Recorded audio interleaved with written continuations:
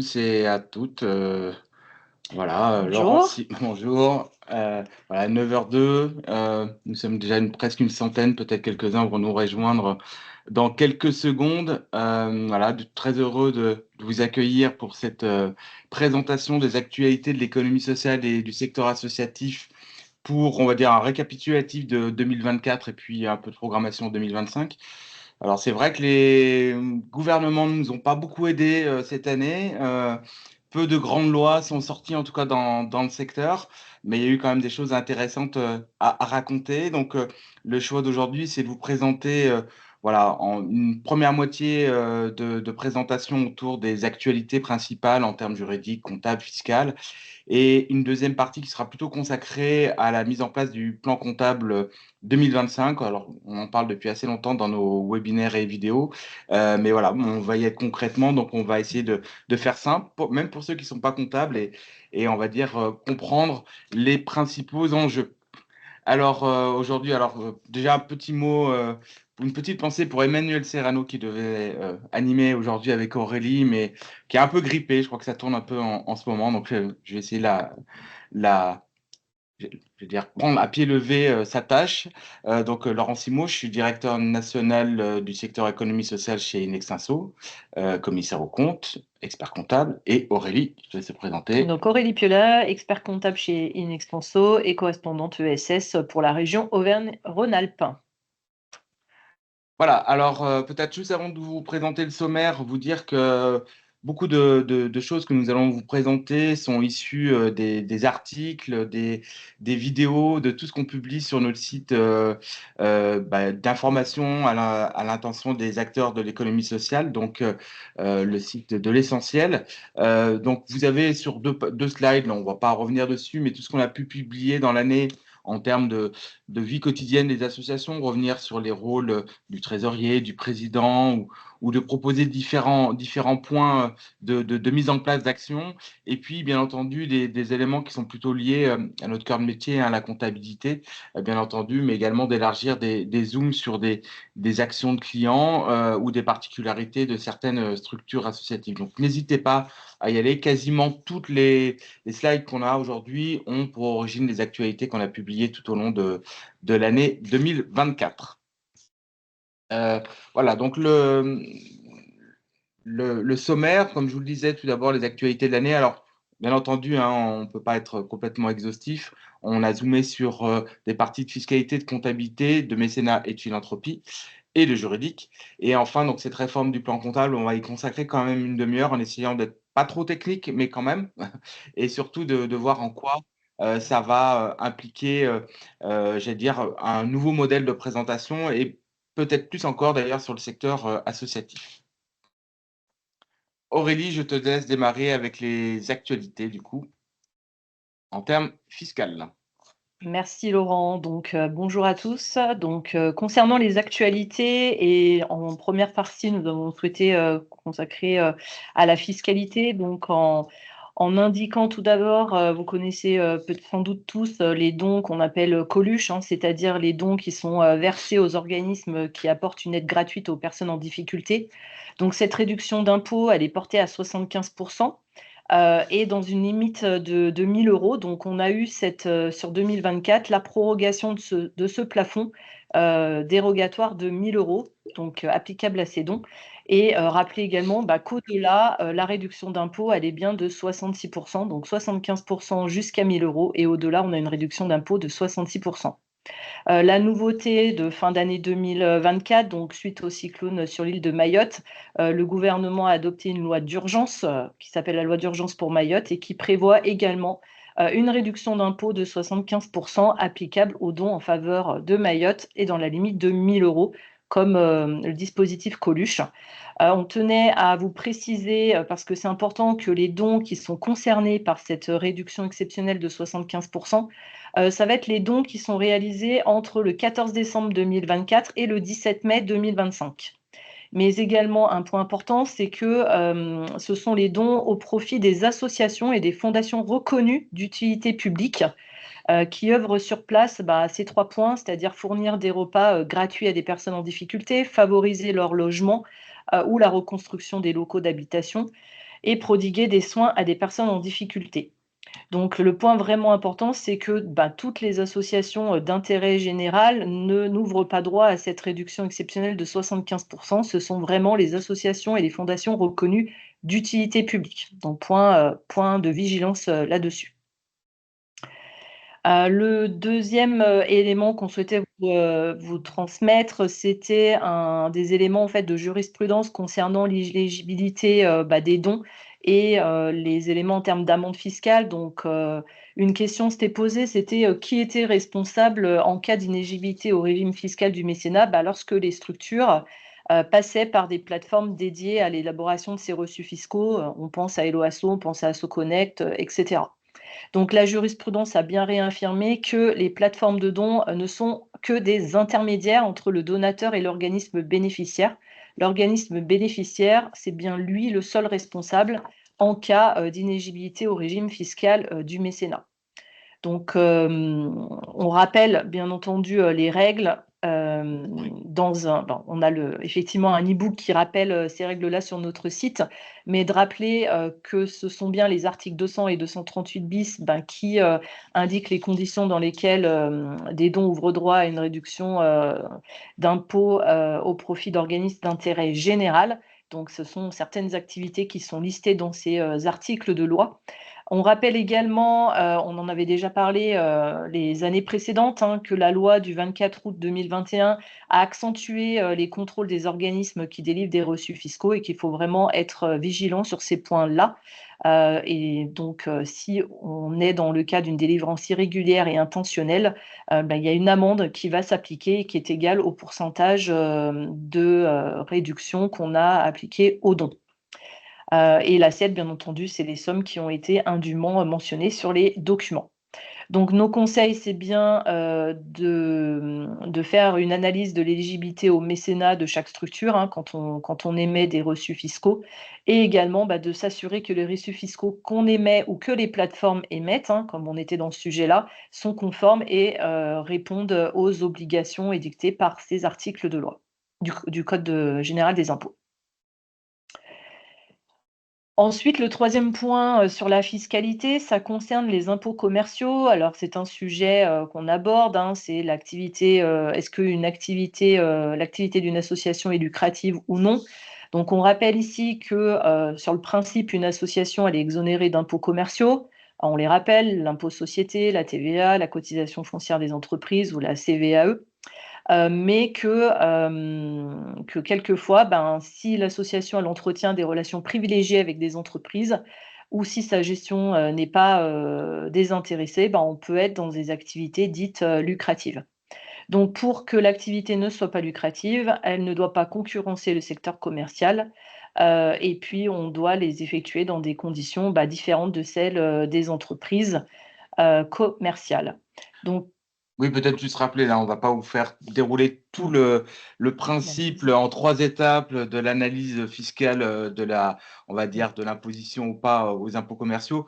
Peut-être juste rappeler, parce que voilà, on a voulu simplifier, qu'en tout cas, chaque fois qu'on a de la jurisprudence, c'est sur ces problématiques de concurrence et on va dire de méthodes différentes des entreprises commerciales qui souvent est mis en avant. La première étape qui est sur la gestion des intéressés ou des choses comme ça sont quand même relativement connues.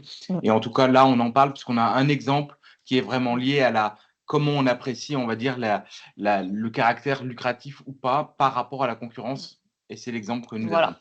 Donc c'est vrai que la Cour administrative d'appel de Bordeaux, en juillet, s'est prononcée sur un cas, un cas d'espèce. Donc c'était une association qui avait pour objet la mise en place et la gestion d'un espace de coworking, de travail partagé et la promotion d'animations en vue de favoriser les échanges et les rencontres entre ses membres, ainsi qu'avec d'autres acteurs de la vie économique, sociale et locale. Donc cette association a fait l'objet d'une vérification de comptabilité et l'administration fiscale a estimé, en faisant ces analyses, que l'association exerçait une activité lucrative et donc, à ce titre, était redevable des impôts commerciaux. Donc, sur quel principe elle s'est fondée? Elle s'est fondée que, il y avait plusieurs sociétés commerciales qui proposaient, au cours des années du litige, des services de coworking dans les mêmes, conditions en Charente-Maritime et plus particulièrement à La Rochelle, c'était le cas de l'association. Et puis, le 2e élément, c'était que l'association, ne pratiquait pas des tarifs différenciés en fonction de certains publics, et donc ces tarifs n'étaient pas nettement inférieurs à ceux pratiqués par des entreprises du secteur lucratif.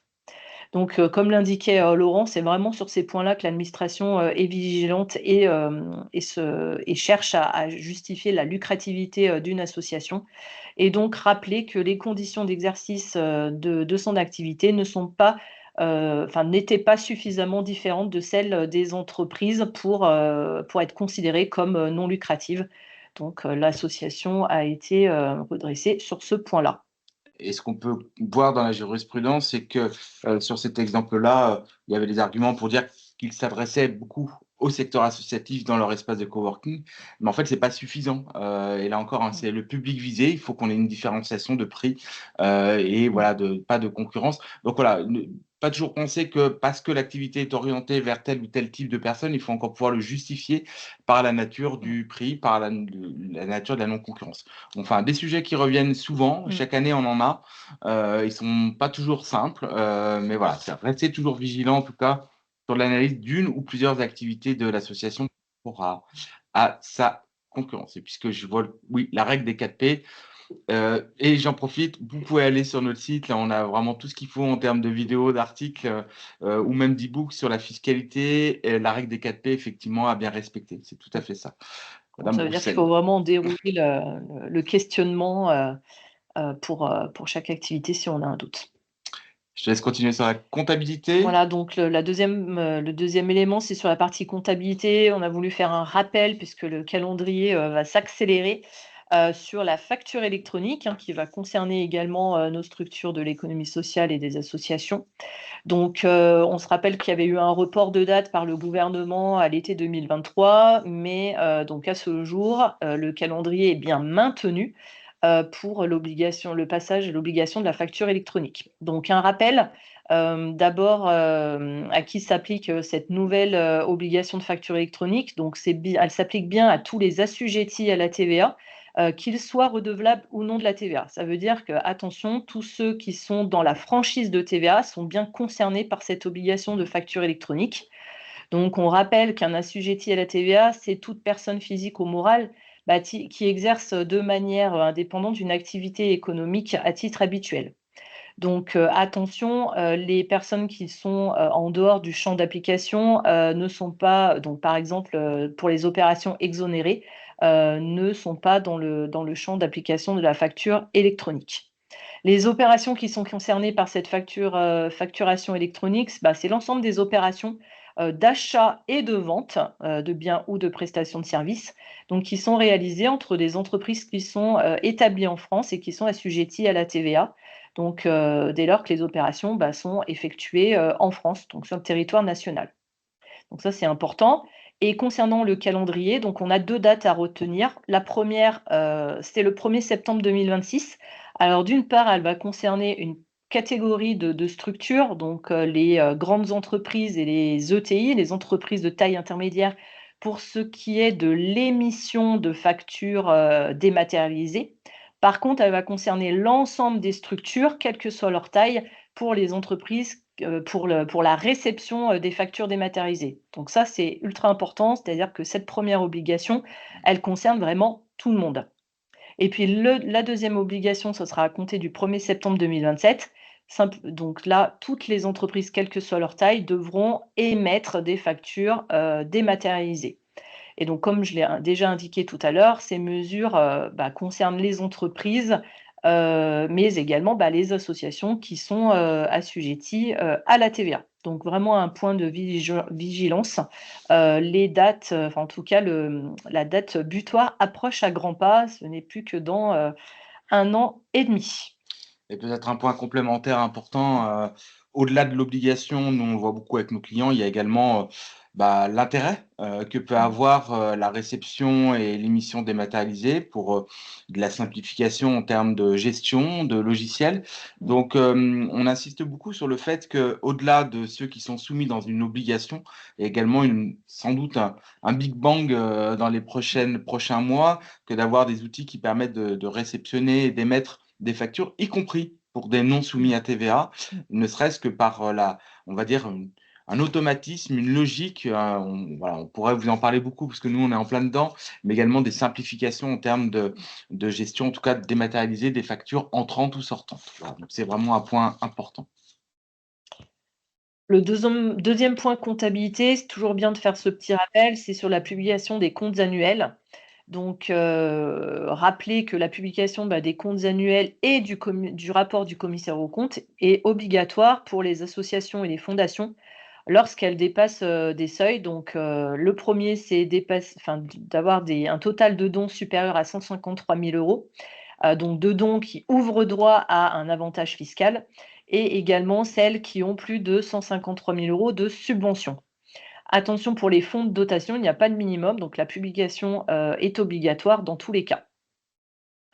Donc, qu'est-ce qu'on doit déposer? On l'a dit, c'est les comptes annuels et le rapport du commissaire aux comptes. Donc souvent, quand on a le rapport du commissaire aux comptes, comme il contient les comptes annuels, on va dire que quand on dépose le rapport du commissaire aux comptes uniquement, on remplit cette obligation. Donc, le rapport sur les conventions réglementées et le rapport de gestion ne sont pas à fournir. Attention, ne mettez pas trop de détails dans vos dépôts. L'obligation, c'est vraiment juste les comptes annuels et le rapport du commissaire aux comptes.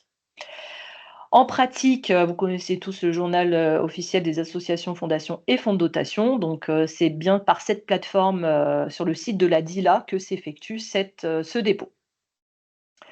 Donc, quand on doit réaliser la publication des comptes annuels, donc, pour les associations et les fondations, c'est dans les 3 mois qui suivent la date d'approbation par l'organe délibérant, donc souvent à l'assemblée générale. Et puis, par exception, les fonds de dotation doivent faire le dépôt dans les 6 mois qui suivent la date de clôture dans ce cadre-là. Donc, on a vraiment deux dates différentes selon les structures. Concernant le coût, on a rappelé quand même que le dépôt était gratuit, mais par contre, il y a une amende forfaitaire qui existe de 9 000 € quand on ne respecte pas cette obligation, mais uniquement pour les associations qui perçoivent plus de 153 000 € de subvention. Donc il y a une absence juridique pour les autres. Très bien, j'en profite. Alors, on voit les questions, hein. On va répondre à certaines à la fin, mais quand elles sont immédiates, puisque Patricia nous dit, est-ce que le fichier du CAC étant signé, il n'est pas reconnu sur le site? Alors, là, je peux vous donner tout de suite la réponse, puisqu'étant moi-même commissaire aux comptes, en fait, généralement, quand on a une signature électronique, effectivement, on est dans un fichier protégé. Ce qu'on fait, c'est qu'on en fait une impression PDF, puisque c'est ce qui est accepté, non, j'allais dire sécurisé, et c'est effectivement celle-ci qu'on met sur le site. Donc nous, par exemple, on fait toujours une version sécurisée et une version non sécurisée qui peut être publiée. Et en fait, là, après, il y a d'autres petites questions, mais sur les seuils, là, les seuils de subvention, alors là, Laurence, je me permets pas d'éviter, mais on verra si on a le temps de revenir à la fin sur cette question, puisque les 153 000 € de subvention, c'est sur la loi DRCA de 2000 qui prévoit qui définit les autorités administratives françaises qui rentrent dans le cadre des subventions, hein, donc qui vont de l'État jusqu'aux collectivités locales. Ça, c'est une analyse qu'on fait en général, notamment, puisque c'est le seuil de déclenchement du commissaire aux comptes. Hein, donc, c'est celui qu'on analyse, qui est également le même pour la publication des comptes. Et je vois les différentes questions. Je reviendrai à la fin parce qu'effectivement, sinon, on va aller un peu loin, mais je les note toutes. Du coup, c'est moi qui enchaîne, c'est ça, Oui. Aurélie? Allez. Sur le mécénat, alors simplement une jurisprudence qui était assez intéressante puisque on avait en fait une structure, la Ligue française contre la vivisection. Alors, je vais passer le titre et l'expérimentation sur l'homme et l'animal, en fait, qui défendait, on va dire, la cause d'arrêt de la vivisection, qui avait effectué une demande d'intérêt général. Et on le rappelle en haut, et ça, c'est un cas qu'on voit quand même très souvent, l'article 238 bis du Code général des impôts est très précis. C'est-à-dire qu'en fait, il fait une liste limitative, hein, des structures concernées qui doivent avoir un caractère donc philanthropique, éducatif, scientifique, social, humanitaire. Il y en a une petite liste, hein, il y a le patrimoine artistique, etc. Et on doit toujours prouver qu'on rentre dans cette liste-là.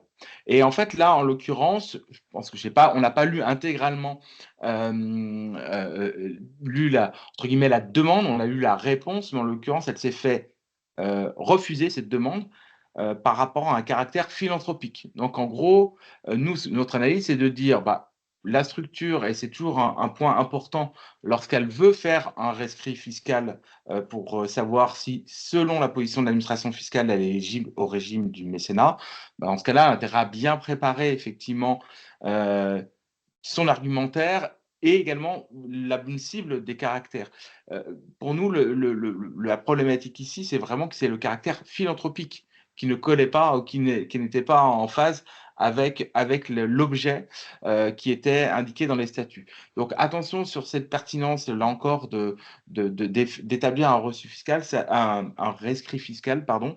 Ça se prépare, c'est une argumentation qui doit être tout à fait claire, qu'on peut d'ailleurs conserver en interne si on juge qu'on l'est complètement et ne pas être forcé de faire d'ailleurs ce rescrit fiscal. Par contre, si on le fait, il faut être très vigilant sur les critères qui permettent de dire oui, nous sommes bien éligibles au régime du mécénat. Et pour l'avoir déjà vécu, une deuxième demande est beaucoup plus compliquée à obtenir. Donc, il faut mieux viser dès le premier coup l'obtention de ce rescrit positif.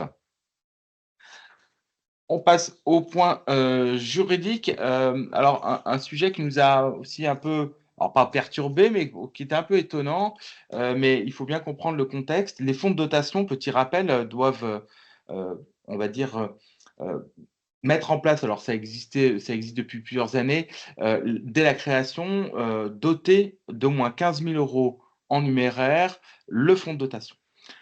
Du coup, il y a toujours un droit de regard de la préfecture par rapport, au fonds de dotation et là, on a un cas où en fait, bah, un fonds de dotation qui n'avait pas rempli cette obligation, s'était vu, notifier une suspension d'activité et il y a eu une demande en fait, du fonds de dotation de demander l'annulation et de déposer une question prioritaire de constitutionnalité, donc assez large, hein, pour bien comprendre et en fait, le Conseil d'État déjà a dit qu'il bon, il donnait pas lieu en disant: «Non, on va pas en faire une question prioritaire de constitutionnalité». Par contre, le cas de la suspension n'est pas, et c'est ça qui est important, immédiatement un cas de dysfonctionnement grave. C'est-à-dire qu'on a fait un article, sur les différents cas de dysfonctionnement qui peuvent amener une préfecture à notifier des décisions assez fortes, comme la suspension, voire plus, hein. Mais, là, en l'occurrence, on estime que, il aurait dû avoir une première alerte, initiale pour dire: «Voilà, vous n'avez pas fait, vous devez, régulariser dans plus le plus court terme». Alors, c'était pas tout à fait clair, hein, sur les définitions du terme qui devait être mis en place, mais qu'en tout cas, on pouvait pas dire tout de suite qu'on pouvait suspendre l'activité. C'était un peu trop fort en termes de décision. Donc voilà, c'était un cas un peu étonnant. Maintenant, voilà, je trouve ça intéressant. Ça laisse quand même la possibilité de dire: «Oui, on a fait une erreur», mais c'est un peu le droit à l'erreur, hein, au niveau de l'administration Mmh. fiscale.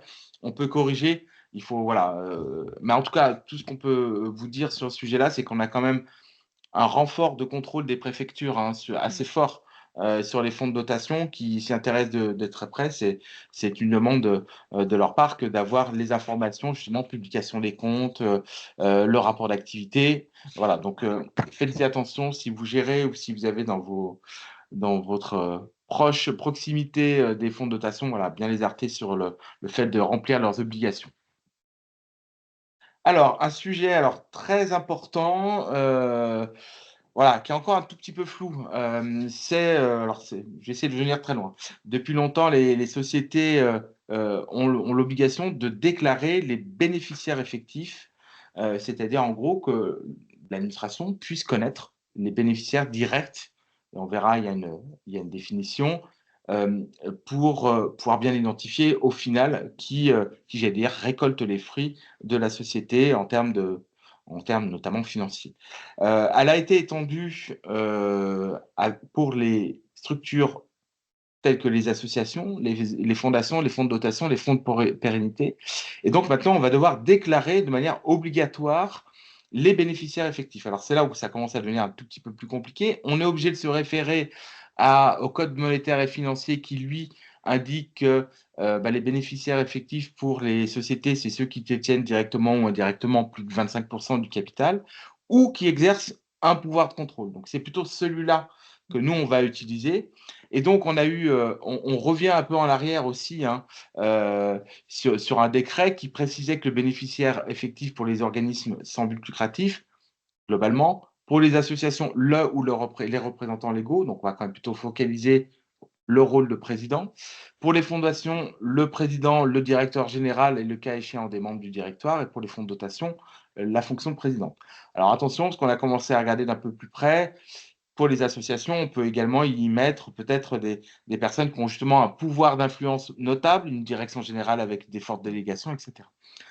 Donc, on a tout un sujet à mettre en place pour répondre à cette obligation. Concrètement, aujourd'hui, les modalités ne sont pas complètement définies. Elles arrivent progressivement, notamment là, on a des premiers éléments pour les fondations reconnues d'utilité publique. On va avoir, je pense, sur 2025, progressivement, les manières dont on va devoir déclarer. Mais, j'allais dire, l'obligation existe déjà, en tout cas, d'avoir listé en interne qui est le bénéficiaire effectif qui devrait être déclaré pour ces structures. Alors nous, voilà, ça nous pose quand même pas mal de questions. On a eu encore une discussion hier avec Aurélie sur dans quel cas on va déclarer telle ou telle personne. Mais en tant que cabinet d'audit et de commissariat aux comptes, là, pour tous nos clients, on va identifier progressivement toutes les personnes et à jour, sachant que des fois, les fonctions de présidence, ça change quand même un peu régulièrement. Donc, ça nécessite également d'être à jour là-dessus. Et puis pour terminer sur cette partie jurisprudence, j'en ai une deuxième encore après. Quelque chose c'est un peu voilà, quelque chose qui revient chaque année, hein, toutes les condamnations qui peuvent être liées sur des manquements aux obligations de sécurité. Donc là, on a un cas qui nous le rappelle encore cette année. Voilà, une course, une compétition sportive qui s'est on va dire produite alors qu'il y avait un temps d'orage. Là, c'est une compétition en l'occurrence d'aviron. Et en fait, on se retrouve avec une personne qui, blessée, porte plainte contre l'association pour manque à l'obligation de sécurité. Encore une fois, et ça devient quand même relativement récurrent, hein, oui, les juges condamnent souvent les structures dès lors qu'elles n'ont pas mis en place suffisamment de consignes de sécurité, d'alerte.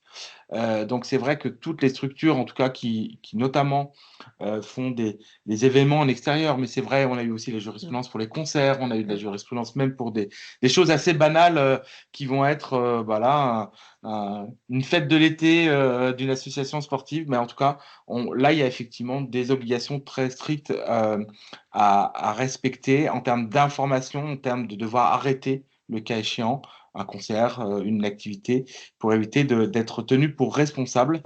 Donc voilà, c'est un cas redondant. Et désolé, c'est vrai que c'est pas toujours très gai celui-là, mais il est régulier.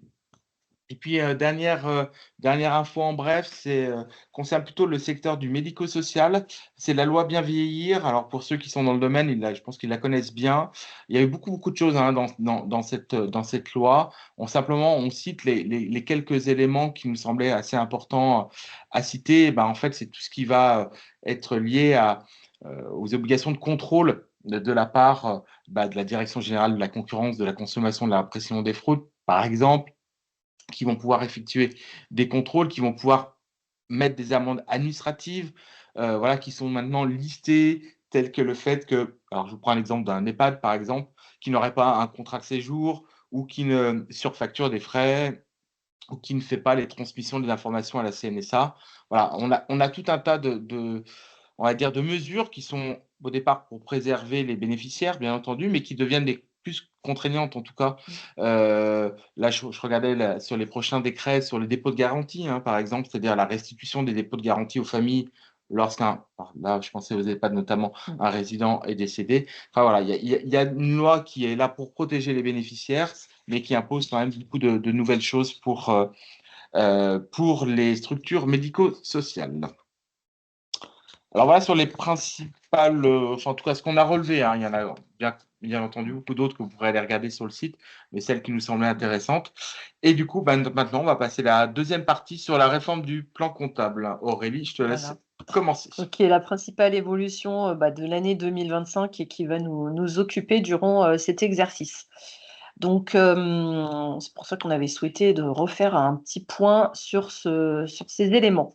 Donc d'abord, on va rappeler quand même que le plan comptable général, applicable, jusqu'à l'exercice, enfin jusqu'à la fin de l'année 2024, c'est, celui qui correspond au règlement, 2014-03. On rappelle également que dans le process d'élaboration de ce nouveau règlement pour 2025, tout d'abord, en novembre 2022, on a eu l'adoption par le collège de l'autorité des normes comptables d'un projet de règlement qui avait pour intitulé et comme objectif de moderniser les états financiers et la nomenclature des comptes du plan comptable général applicable à l'ensemble des entités relevant du droit comptable français. Donc c'est vraiment le plan comptable, général qui est au cœur de ce sujet-là. Le 30 décembre 2023, on a eu la publication au Journal officiel du règlement, qui va porter, le nom de 2022-06 et son homologation dans la foulée, juste avant le 26 décembre 2023. Donc ce règlement, il a 3 objectifs. Le premier, c'est d'abord de faciliter la digitalisation des comptes annuels. Donc on est toujours dans la catégorie, de moderniser, de digitaliser, de dématérialiser. Ensuite, ça va être de mettre à jour les modèles des comptes annuels et la nomenclature des comptes et puis de simplifier, les modèles, des comptes annuels. Donc, vous rappelez que le règlement 2018-06, lui, est applicable, aux, structures, aux personnes morales de droit privé à but non lucratif. Donc, on rappelle simplement il va s'ajouter à notre plan comptable général, donc il est toujours, applicable. Il va simplement être révisé parce que certains comptes vont évoluer, mais on aura bien, dans l'ordre, le plan comptable général qui va s'appliquer. Notre, règlement ANC 2018-06 pour toutes ces structures-là, et puis, d'autres règlements également qui existent, pour les structures du médico-social, pour les CSE, pour les organisations, professionnelles et les syndicats. Sachant qu'un recueil complet a été publié, hein, référençant l'ensemble des Mmh. textes applicables pour toutes les catégories. Et voilà, mais j'insiste, hein, sur le fait que c'est un nouveau plan comptable Mmh. général. Il est nouveau, celui-là, c'est donc il sera 2022-06. Et le règlement spécifique, effectivement, n'est juste que révisé. Donc, c'est pas un Mmh. nouveau règlement. J'insiste, c'est pas aussi pour les confrères, hein, qui quelquefois nous posent des questions sur le sujet. Voilà, donc son application obligatoire de ce nouveau règlement, il va s'appliquer aux exercices ouverts à compter du 1er janvier 2025. Donc ça, c'est la partie obligation. Il peut s'appliquer de manière, anticipée, à partir de sa publication au Journal officiel, soit le 30 décembre 2023. Donc ça veut dire pour l'exercice éventuel ouvert à compter, de cette date-là. Donc toutefois, une application, par anticipation de ce nouvel règlement, est possible, on l'a dit, mais ça veut dire également que tous les points qui ont évolué de ce règlement doivent être, appliqués. On ne peut pas choisir, d'appliquer, une évolution et pas une autre, et ça va même jusqu'à la présentation de l'annexe. Donc on va dire que sauf cas particulier, on recommande pas forcément, l'anticipation, de l'application de ce règlement, et notamment pour l'exercice, 2024. Ouais, peut-être juste en complément, hein, Mmh. possible, mais rarement Mmh. effectué. Pour avoir discuté avec quelques fédérations, par exemple sur les structures qui clôturent au 31 août, hein, qui auraient pu avoir un intérêt, je pense par exemple aux OGEC, la plupart ne l'ont pas fait. Je crois que c'était pas une recommandation de ne pas le faire, tout simplement parce que certains logiciels n'étaient pas forcément complets ou à jour, ne permettaient pas d'éditer les annexes et les comptes annuels de manière complète. Il n'y Mmh. avait pas un intérêt. On verra qu'il y a quand même des changements de présentation qui sont assez importants. Mais voilà, il n'y avait pas forcément un intérêt à l'appliquer. Et je crois que, quand même, à ma connaissance, à part peut-être une structure, mais qui était nouvelle, donc il y avait cet Mmh. intérêt-là. Pour les autres, il y avait peu d'intérêt de le faire. Voilà, donc les principaux changements qu'on va voir juste après, tout d'abord, ça va être la nouvelle définition du résultat exceptionnel, qui sera modifiée. Ensuite, ce sera la disparition des transferts de charges, la modification, du plan comptable. On verra quand même qu'il y a un certain nombre de comptes qui vont être, modifiés, voire supprimés. On aura une simplification des modèles des états financiers et puis une nouvelle présentation des informations contenues dans l'annexe. Donc, on va revenir en détail sur ces éléments-là et tout d'abord faire un focus sur cette nouvelle définition du résultat exceptionnel. Donc précédemment, le résultat exceptionnel et notamment en termes de présentation, on avait quand même plusieurs catégories. On avait les charges et produits exceptionnels de gestion, on avait sur les opérations capitales, etc. Là, c'est très synthétisé et on va retrouver que 3 éléments dans les résultats exceptionnels. Le premier, c'est principalement les produits et les charges qui sont directement liés à un événement majeur et inhabituel. Donc, on va définir ce que c'est un événement majeur, hein. C'est lorsque ces conséquences sont susceptibles d'avoir une influence sur le jugement, des utilisateurs des documents de synthèse. Donc dans la lecture des états financiers, ça peut avoir une importance, dans la lecture, sur, le patrimoine, la situation financière, le résultat de l'entité et ça peut influencer les décisions qui peuvent être, prises par les dirigeants. Donc ça, c'est sur l'événement, lorsque l'événement est majeur. Et puis, on va avoir également l'événement inhabituel. Donc, c'est bien les 2. L'événement inhabituel, c'est un événement qui n'est pas lié à l'exploitation normale et courante de l'entité. Donc, on prend souvent à titre d'exemple, par exemple, une structure qui va, vendre un ensemble immobilier, ça fait pas partie de son activité, courante. Donc si, cette, cession, se réalise, on pourra le considérer comme un événement majeur puisqu'on ça représente quand même, un élément important et inhabituel puisque c'est pas quelque chose qui va se réaliser, de manière, on va dire, récurrente. Donc on a un petit arbre de décision juste après. Je vais juste continuer sur les 2 autres points. Donc dans le résultat exceptionnel, désormais, on va aussi, retrouver, les écritures comptables d'origine purement fiscale, par exemple les amortissements dérogatoires. Et puis, dans le résultat exceptionnel devront être traités, les changements de méthode comptable, qui sont amenés à être comptabilisés en résultat plutôt qu'en fonds propres parce qu'on a, des corrections d'erreurs, par exemple, qui doivent être constatées ou qu'on applique, des règles fiscales, particulières. On va pas Donc revenir sur le régime de la correction d'erreurs, hein, qui est un peu particulière quand ouais, même. Mais voilà, en tout cas, c'est important de mmh, noter, je complète, on va faire que la première partie, hein. tout à Mais fait. en tout cas, c'est vrai que c'est un vrai changement parce qu'on avait quelquefois par habitude, Mmh, des préconisations du plan comptable d'utiliser on va dire le résultat exceptionnel. mmh, Là, on en a quasiment plus, donc on va mmh. vraiment faire un entonnoir par le haut. Ouais. Bon, par exemple, les produits ou les charges sur exercice antérieur, en théorie, tout ça ne va plus rentrer dans Mmh. le résultat exceptionnel, sauf, événement, majeur, et inhabituel, mais vont être, intégrés au résultat, d'exploitation. Donc un petit arbre de décision qui permet de savoir, si on comptabilise, ou non en résultat majeur, et inhabituel. On va s'interroger si les produits et les charges, directement liés à cet événement, s'ils existent et puis s'il y a des charges et des produits supplémentaires, qui n'auraient pas été constatés en l'absence de cet événement. Dans ce cadre-là, on doit comptabiliser, ces éléments-là en résultat exceptionnel et sinon ça passera par le résultat, courant, donc soit d'exploitation, soit financier, effectivement. Donc c'est vraiment que des opérations finalement exceptionnelles qui vont, être comptabilisées dans ce résultat exceptionnel. Ouais, on a même qualifié ça de extraordinaire, voilà, Voilà. qui ne sont pas l'ordinaire, Mmh. des montants même parfois un peu significatifs Mmh. de régularisation, tu parlais, d'exercices antérieurs, Mmh. ne devraient plus passer, en tout cas, Mmh. si c'est des choses qui sont Mmh. récurrentes ou qui ne sont pas exceptionnelles. Voilà Alors les quels impacts, mmh. concrètement? Donc, on a une modification du plan de compte, hein, bien entendu, avec la création de nouveaux comptes qui sont créés.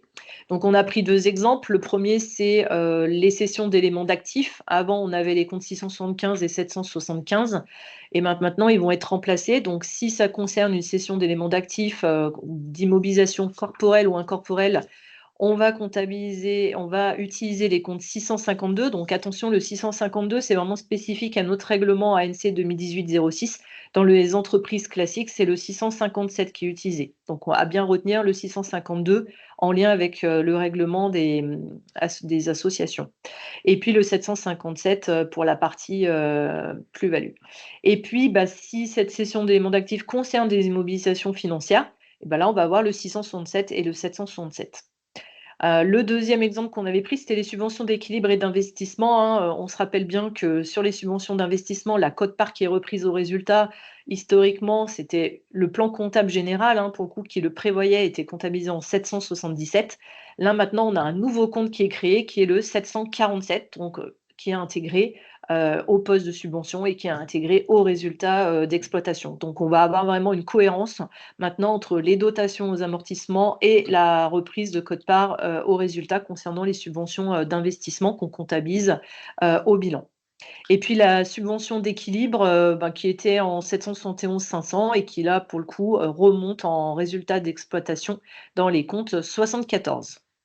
Alors, un petit slide de traduction pour les non comptables, hein, en gros, mais ceux qui s'y inquiètent de savoir que bah, ça, en gros, Mmh. ça va changer quoi? Voilà, donc la enfin l'impact de tout ça, c'est que le résultat d'exploitation, souvent, il va être, majoré de ces éléments et notamment des quotes-parts de subventions d'investissement, et des cessions, d'immobilisation et puis le résultat exceptionnel, lui, il va être minoré, quitte peut-être même à être, nul, souvent. Et du coup, nos conseils? Voilà, donc nos conseils, c'est vraiment d'établir une présentation des comptes, annuels avec un format avant-après pour bien avoir en tête, les différentes, évolutions et leurs impacts et puis c'est aussi d'anticiper, des commentaires qu'on peut faire, sur ces éléments-là et notamment à destination, des tiers, pour, effectivement une bonne information de cette évolution. Oui, on disait tout simplement, là, pour toutes les personnes qui sont dans des gouvernances ou des directions ou des DAF ou des comptables, c'est regarder ce qu'il y avait dans les comptes de l'année dernière et voir, comme ça n'y sera plus, ça va aller ailleurs. Certains financeurs, certains tiers vont se poser des questions. Donc, il faut voir ce que ça donne. Et c'est vrai qu'on voit ça surtout l'impact pour des structures qui ont beaucoup de subventions en investissement. Et du coup, moi, je vais vous parler du transfert de charges, donc encore de la technique comptable. Pour tous ceux qui aiment la comptabilité, c'est une bonne matinée. Le transfert de charges, le compte fourre-tout, un petit peu, globalement. C'est-à-dire quand on ne savait pas trop, où mettre des choses, enfin là, pas nous bien entendu, hein, mais quelquefois on utilisait, ces fameux transferts de charges. C'est-à-dire un compte de produit fourre-tout qui se retrouvait, avec des comptes 79. Je pense que souvent déjà, il y a actuellement une utilisation qui est pas vraiment très logique par rapport au plan comptable, mais là, maintenant, on va plus se poser la question parce qu'on il est supprimé, c'est-à-dire qu'il n'y en a plus. Donc du coup, puisqu'il y a plus de compte de transfert de charges, comment on fait? Eh ben, on va faire, une logique, qui revient d'ailleurs un petit peu en arrière des principes de comptabilité, c'est qu'on va beaucoup passer par le crédit de charge, c'est-à-dire qu'on va diminuer la charge, en fait, ce qui est quand même un point important et vous allez voir, ça a quand même vraiment des impacts de présentation ou d'utiliser des comptes de facturation de produits, donc on va y revenir après, mais et puis il y a effectivement des écritures purement techniques qui seront précisées. Mais pour le coup, ça a quand même quelques points importants. Alors je vais essayer d'être assez court sur celle-ci, mais elle est importante. Le principe, c'est qu'un transfert de charge, c'est finalement, une charge quelque part qui a été remboursée, je pense aux indemnités d'assurance ou qui a été prise en charge. Je prends par exemple les indemnités de journalières de sécurité sociale ou de prévoyance et en fait, la logique maintenant va être de dire, finalement, quand on a cette couverture, elle va, heu, diminuer la charge. Donc là, vous avez quelques exemples, je pense que c'est bien, voilà, on en a pris que 3, on en a bien entendu d'autres, mais en tout cas les plus impactants, notamment le remboursement reçu directement en compensation de charges de personnel. Et bien là, à ce jour, beaucoup utilisaient le transfert de charges, hein, pour, la prévoyance et pour les indemnités journalières. Là, on va être en déduction, des charges avec la création d'un nouveau compte. Enfin, alors je sais que certains l'utilisaient déjà un peu par défaut, mais là, on a un compte qui s'appelle 649, donc le 9 en comptabilité étant toujours la charge ou le produit à l'envers d'ailleurs, mais plutôt la charge à l'envers, remboursement de charges de personnel. Et par contre, il y a aussi des précisions pour les facturations, remboursement de formation au coût, je le vois en même temps. Oui, bien Mmh. entendu, ça va être la même logique en déduction du coût, voilà. On a également quelque chose qui est bien identifié, qui est Mmh. important, c'est la mise à disposition du personnel facturé. Là aussi un sujet entre associations qui facturent, des mises à disposition, même si elles estiment j'écarte volontairement la problématique de fiscalité, hein, c'est pas le sujet. Mais là, clairement, on va les faire afficher comme un produit, et non pas comme un transfert de charge. Donc, on voit que ça, c'est quand même deux sujets assez importants. On a également le cas qui est bien cité d'ailleurs, et qui est bien expliqué des remboursements d'assurance où on verra que soit on va être à travers un compte nouveau d'ailleurs, mais qui sera dans l'exploitation indemnité d'assurance qui a été créé pour ça, ou après, effectivement, lorsque ça concerne des investissements, on va utiliser le mécanisme de la sortie de l'immobilisation et sa prise en charge finalement comme un produit de cession. Vous voyez qu'en fait, les cas sont relativement bien prévus hein, par le plan comptable.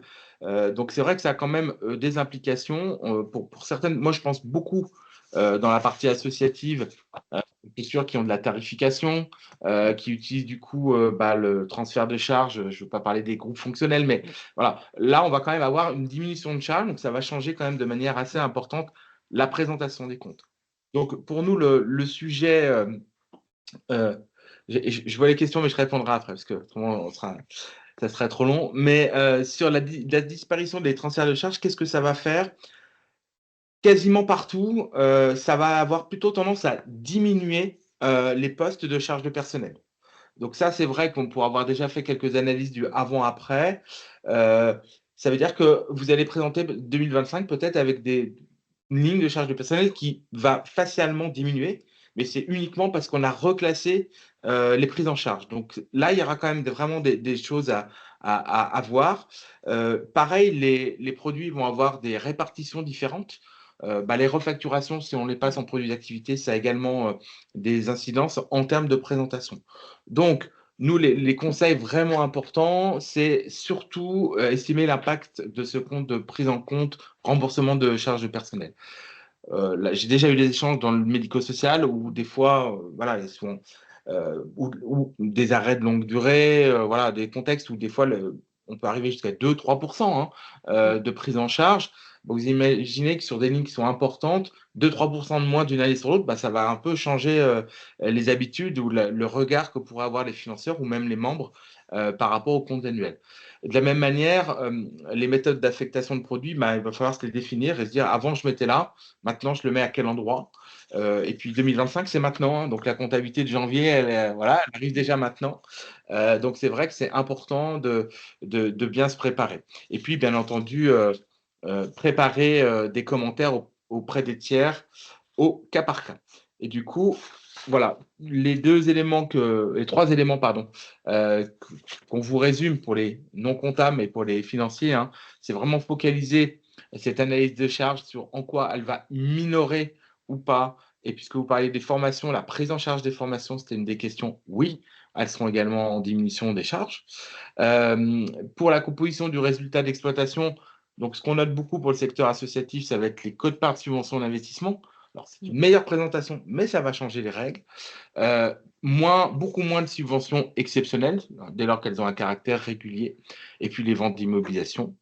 Et puis, du coup, on a oublié de le dire, mais très important, vous allez avoir une ligne de subvention, les 74 subventions d'exploitation, qui vont intégrer les quotes-parts de subvention d'investissement. Donc là aussi, ça va changer les montants de la ligne de subvention. Et du coup, Aurélie, tu me fais, puisque là, il y a déjà des questions sur qu'est-ce qu'on fait avec l'annexe. Bah oui, c'est Voilà, prévu. donc déjà, dire que le premier exercice, d'application, voilà, on va appliquer, toutes ces conséquences-là.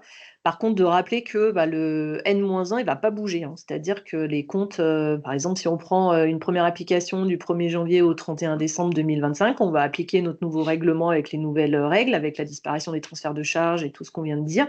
Par contre, ça veut dire que le N-1, lui, il va pas faire l'objet, d'une modification. Donc il y a certains aménagements qui sont prévus. On pense notamment les transferts de charges. On est quand même autorisé sur l'exercice N-1 de les placer dans les reprises sur dépréciation et provisions et amortissements. Donc ça va être conservé. Et puis le résultat exceptionnel, il va être conservé sur N-1. Par contre, il sera totalement reclassé sur l'exercice N. Et donc, on est bien dans un changement de méthode comptable, hein. Donc, dans l'annexe, effectivement, il va falloir donner les informations qui sont pertinentes et nécessaires à la compréhension de la lecture de ces nouveaux comptes et donc à mettre, si nécessaire, même s'il y a beaucoup de changements et qu'on a la nécessité, c'est de faire des comptes pro forma pour indiquer comment Mmh. on était, si on avait appliqué le règlement N-1, comment on serait par rapport à N. Donc ça, c'est dans des cas vraiment où on a beaucoup d'évolutions qui sont concernées. Voilà. Donc, en tout cas, l'annexe doit être un moyen de pouvoir expliquer ces changements-là et donc dans les règles, on est vraiment en présence d'un changement de méthode comptable, donc on doit l'indiquer dans l'annexe des comptes lors de la première application. Oui, donc c'est vrai que nous, en tant qu'auditeurs, commissaires aux comptes et experts comptables, on aura pas mal de travail cette année pour compléter les informations de l'annexe. Donc c'est vraiment important, y compris dans le rapport de gestion. Bon, bien Oui. entendu, selon les cas, Mmh. mais ça peut s'avérer significatif. Voilà, je vous le dis, c'est vrai que c'est un point qui me semble important. Selon les cas, bien entendu, on peut Mmh. avoir vraiment des présentations très différentes. Et puis un dernier petit impact fiscal. Je te Oui. laisse, Aurélie, essayer de nous C'est expliquer. vrai qu'on n'y pense pas forcément à première vue, mais il y aura aussi des impacts, et notamment liés aux résultats exceptionnels et la suppression des transferts de charges, et donc à la redéfinition de ce résultat d'exploitation sur d'autres éléments. Donc, notamment, fiscalement sur le calcul de la valeur ajoutée, donc qui va évoluer, et puis, par ricochet, la valeur ajoutée, elle est utilisée dans la formule légale, de calcul de la réserve spéciale de participation. Donc ça peut également avoir un impact, sur ce calcul. Donc à pas prendre à la légère et bien regarder tous les impacts, que ce soit en termes de présentation, mais également, annexes. On parle également, de l'impact du calcul de l'intéressement. Donc quand celui-ci, il est calculé sur des éléments du résultat d'exploitation, et au vu de tous les éléments qu'on vient de voir, concrètement, on a quand même une tendance à sans doute, voir ce résultat d'exploitation augmenter. Alors ça va dépendre des cas, hein, bien entendu, et donc si le calcul de l'intéressement reste tel qu'il est, basé sur un résultat d'exploitation, on peut avoir un intéressement qui sera, plus élevé. Et puis le dernier impact, c'est effectivement sur des ratios, financiers qui eux aussi, vont être impactés en fonction de ces, changements, qui sont réalisés.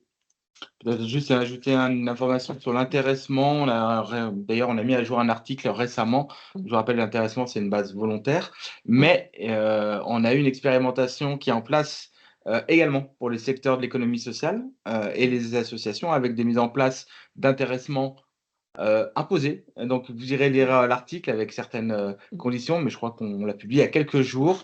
Mais voilà, donc ça a également des impacts qui peuvent être relativement importants.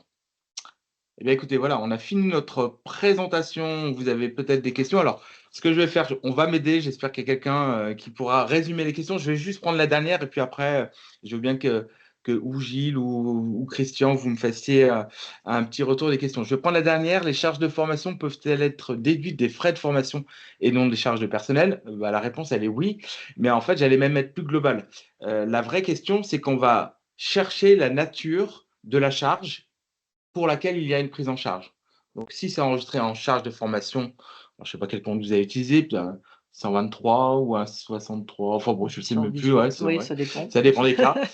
Et ben, on va le mettre en déduction.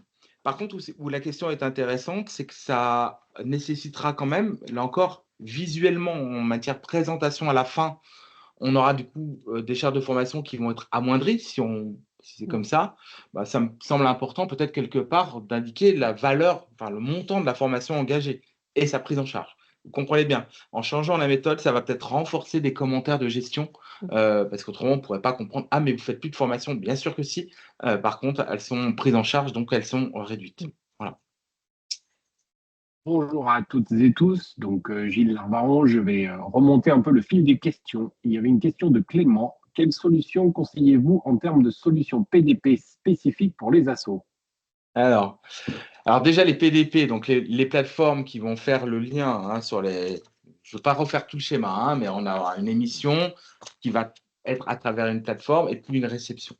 Aujourd'hui, on n'a pas de plateforme spécifique association. C'est-à-dire que pour nous, il n'y a pas de quelque chose qui serait plus pertinent ou pas, sachant là encore, hein, que la plupart des outils et des éditeurs informatiques vont quand même plutôt privilégier, certains types de plateformes. Il y en a plusieurs qui sont en place.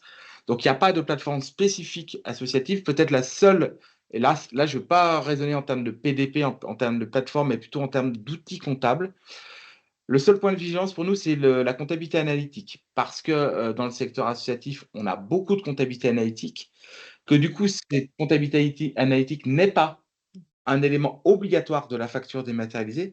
Par contre, on a tout intérêt à avoir dans l'outil informatique qui va intégrer cette facture, la possibilité de codifier l'analytique. Voilà. Ça, c'est peut-être le point. Alors, nous, on travaille dessus hein, sur le sujet aussi, puisqu'on a également nos éditeurs informatiques qui travaillent avec nous. Et voilà, c'est pas de PDB spécifique. Par contre, plutôt une réflexion de votre outil comptable qui puisse bien l'intégrer et bien réceptionner ces factures et aider à la codification analytique. Ensuite, une question de Laurence. Quand on parle de 153 000 euros de subvention pour le seuil CAC, est-ce que c'est quelle que soit la provenance ou certains types de financeurs? Alors voilà, c'est ce que j'ai un peu répondu tout à l'heure, hein, dire qu'on est bien au sens de la loi. Les 153 000 euros de subvention, c'est-à-dire une somme qui a été donnée par une autorité administrative. Et donc, vous avez la liste. Là encore, regardez sur le site, tout est bien expliqué. Voilà, la seule petit point d'interrogation quelquefois, c'est pour les fonds européens. Alors après, c'est ma propre analyse. Hein. Je sais que ce n'est pas toujours très clair pour tout le monde, mais les fonds européens, quand même, souvent, on va les intégrer en estimant que de la part des États membres, y compris la France, il serait plutôt logique de les intégrer. Ok. Ensuite, deux questions sur des histoires d'amende en cas de non-dépôt. D'abord, est-ce qu'il y a une amende ou non pour le non-dépôt des fonds de dotation? Et même chose pour les associations. Est-ce qu'il y a une amende quand elles n'ont pas déposé leur compte? Alors, pour les associations, c'est uniquement celles qui reçoivent plus de 153 000 euros de subvention. Bon, ne me demandez pas pourquoi, c'est uniquement ça. Pour les fonds de dotation, je n'ai pas. Alors là, j'avoue que je n'ai plus en tête l'amende. Ça ne me dit rien en termes d'amende. Par contre, le point, c'est le dysfonctionnement du fonds de dotation. Comme je vous l'ai déjà indiqué tout à l'heure, les préfectures, elles, sont là pour vérifier la publication et l'envoi. Donc là, par contre, c'est les risques. Et là, il y a une gradation un peu de sanctions possibles. J'ai plus en tête, il n'y a pas une immédiateté pécuniaire comme ça ne me dit rien. Mais par contre, il y a tout un tas de gradations de sanctions qui peuvent être faites pour les fonds de dotation. Et celles-ci étant prévues par la loi, elles sont quand même, à mon avis, d'autant plus formelles. C'est donc encore plus risqué pour les fonds de dotation. Ok, une question de... Laurent, Oui, peut-être petite pardon, vas-y, précision Christian. aussi, le rôle du commissaire aux comptes dans le dépôt des comptes sur sa vérification, du coup, ça entraîne l'obligation. Alors c'est peut-être pas la question la plus simple parce qu'en fait là les cas aujourd'hui le commissaire aux comptes de manière générale n'a pas à vérifier si les comptes ont bien été publiés sur le site internet. En revanche, cette obligation existe dans un cas particulier qui sont pour les associations qui font appel à la générosité du public et qui reçoivent plus de 153 000 euros de dons. Et là, effectivement, je ne vais pas vous prendre tous les critères parce qu'on sera assez long. Là, par contre, le commissaire aux comptes doit s'assurer que cette publication est bien effectuée. Hein. C'est pour la bonne information pour les donateurs. Parce que Voilà. c'est du pénal, ça devient du pénal. Ça devient du pénal, tout à fait. Une autre question de Clément. Quelle précision faut-il faire spécifiquement pour que les comptes publiés ne le soient pas diffusés publiquement sur les sites comme Papers, par exemple? Ah, alors là, je ne peux pas trop vous répondre parce que de toute façon, pour moi, il n'y a pas de limitation parce qu'à partir du moment où vous publiez au journal officiel, tout le monde peut le regarder. Donc après, la question que des sites prennent le relais, j'allais dire, à la limite, elle ne se pose pas puisque à partir du moment où tout le monde peut aller voir les comptes publiés, j'allais dire qu'ils peuvent être relayés. On a déjà eu des cas de journalistes. Hein. Moi, j'ai déjà eu des cas de journalistes qui ont posé des questions. Alors, je suis commissaire au compte et expert comptable, je ne réponds pas à la place de mon client, mais qui vont aller voir effectivement les comptes publiés. C'est pour ça que ça va plutôt mettre en valeur ce qu'on disait tout à l'heure, ne publier que ce qui est obligatoire, le rapport du commissaire aux comptes, les comptes annuels, sans détail, sans rapport de gestion, sans le rapport sur les conventions réglementées, le minimum légal et obligatoire.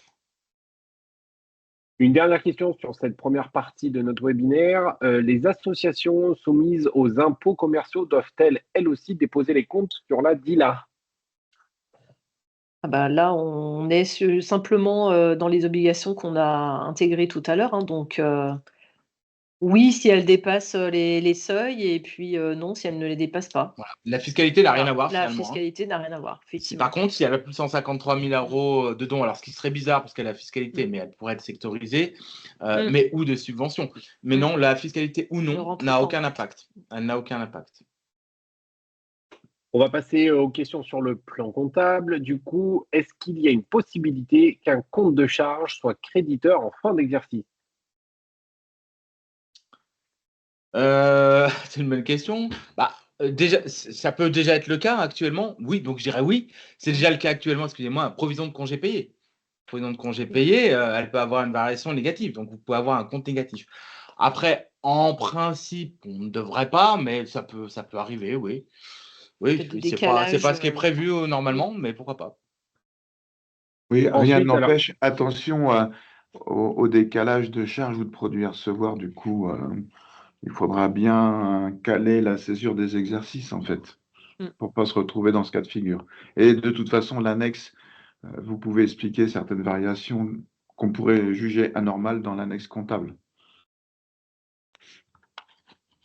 ensuite, alors il y a une question qui n'est pas tout à fait complète de Mélanie, mais je vais essayer de la deviner. C'est, je suppose que c'est pour la classification comptable des aides au poste pour les chantiers d'insertion. Ah bah, les aides au poste, pour moi, déjà, de toute façon, elles devaient être en 74, donc à la limite, la question ne se pose même pas. Ça ne devait pas être en 79.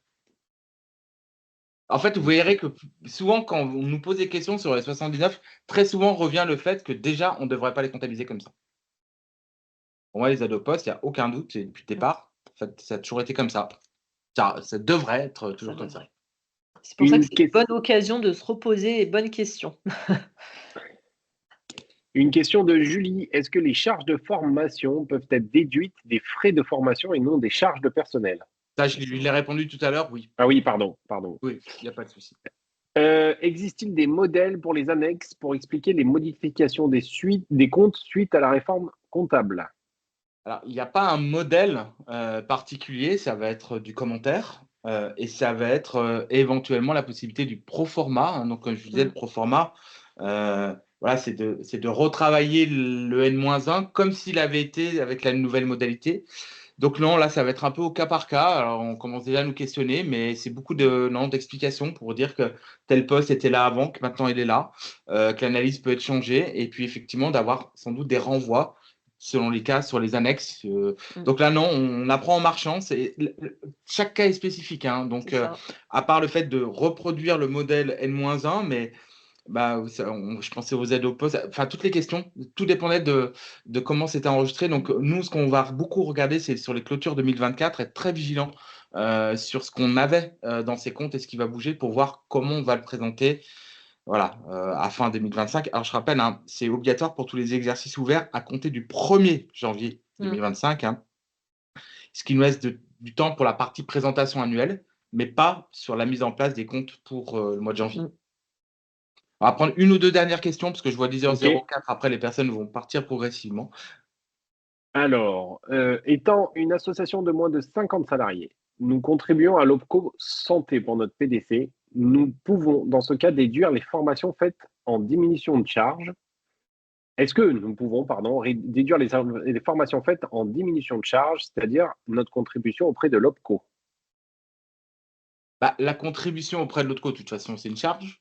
Et Oui. sa prise en charge va être en diminution des comptes de charge de formation. Ok. Pour moi, c'est pas lié à la formation, c'est pas lié à la contribution. Mais Et là du encore, coup, il faudrait voir chaque cas, parce que là, c'est un peu plus difficile, hein. une question de Fabienne. Bonjour, y aura-t-il un impact sur la comptabilisation pour les subventions sur projet et pas en investissement, et du coup les écritures de fonds dédiées? Absolument pas. Alors là, pour le coup, il n'y a rien qui change. Subvention d'investissement, oui. Tout ce qui est suivi de projet, qui est plutôt des problématiques de cut-off, hein, de fin d'exercice, toujours un peu la même logique, si c'est ça que j'imagine. On regarde les charges liées au projet, le budget pluriannuel. Non, là, pour le coup, séparation d'exercice, il n'y a rien qui change. On va dire que les fonds dédiés, c'est une spécificité du règlement ANC 2018-06. Il n'est pas du tout, le fonctionnement des fonds dédiés n'est pas du tout prévu par le plan comptable général. Donc, comme c'est Ah oui. celui-ci qui évolue, il n'y a pas de changement de ce côté-là.